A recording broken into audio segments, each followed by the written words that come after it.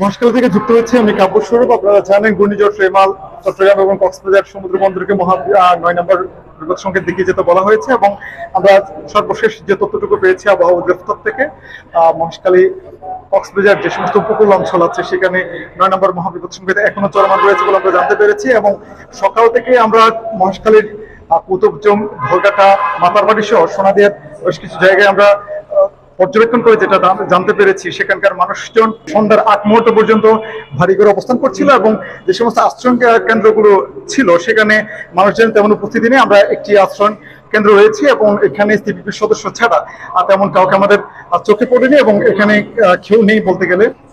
আমরা দুপুরের এখানে যারা ছিল তাদের কাছ থেকে আমরা যেমন জানতে পেরেছি, দুপুরে কয়েকজন ধলঘাটা থেকে লোকজন এখানে আসছিল এই আশ্রয় কেন্দ্রে, এবং এখানে নিরাপদ আশ্রয় কেন্দ্রে এসে সন্ধ্যার 8 মুহূর্তে তারা তাদের আত্মীয়র বাড়িতে চলে গিয়েছে বলে আমরা জানতে পেরেছি।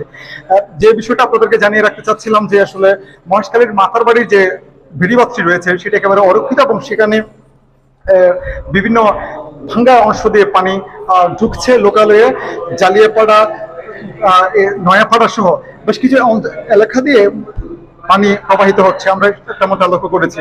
মহেশখালী, ধলঘাটা, সোনাদিয়া যে 3টি স্পটে সবচেয়ে বেশি ক্ষতিগ্রস্ত হয়েছে বলে আমরা জানতে পেরেছি জোয়ারের পানি বৃদ্ধি পাওয়ার কারণে।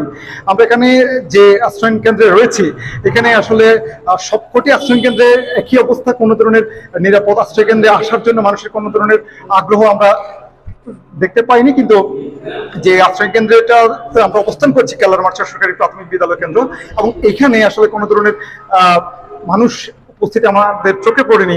এখানে একজন সিপিবির সদস্য আছেন, আমরা তার সাথে একটু কথা বলার চেষ্টা করব, এবং এছাড়া মহেশখালীর মাতার বাড়ির স্থানীয়দের সাথে আমরা কথা বলেছি, তারাও আমাদেরকে সেই বেড়িবাঁধের অরক্ষিত অংশের বিষয়ে আমাদেরকে জানিয়েছেন। সকাল থেকে কি ধরনের মানুষ উপস্থিতি লক্ষ্য করা গিয়েছিল, এবং যারা আসছিল দুপুরে তারা আসলে কোথায় গিয়েছে বলে আপনি জানতে পেরেছেন, বা আপনার অনুমান কিংবা ধারণা? আমরা গতকাল থেকে সিপিপি কালামাসিরাজ নম্বর ইউনিট বেশ কাজ করতেছি, এবং গতকাল থেকে আমরা এই ঘূর্ণিঝড় রিমালের সংকেত দেওয়ার সাথে সাথে আমরা যারা নিচ এলাকার লোকজন আছে তাদেরকে নিরাপদ স্থানে আনার জন্য খুবই চেষ্টা করতেছি। এবং আজকে 26শে মে যখন ঘূর্ণিঝড়টা 6 নম্বর থেকে 9 নম্বর মহাবিপদ সংকেত দেখা দিয়েছে, তখন আমরা সবাইকে ওই আমাদের একটা এই কালামাসরা ইউনিয়ন থেকে একটা ধলঘাট ইউনিয়ন আছে, তাদেরকে আমরা যথাযথ সময় অবহিত করেছি তারা যেন নিরাপদ স্থানে চলে আসার জন্য।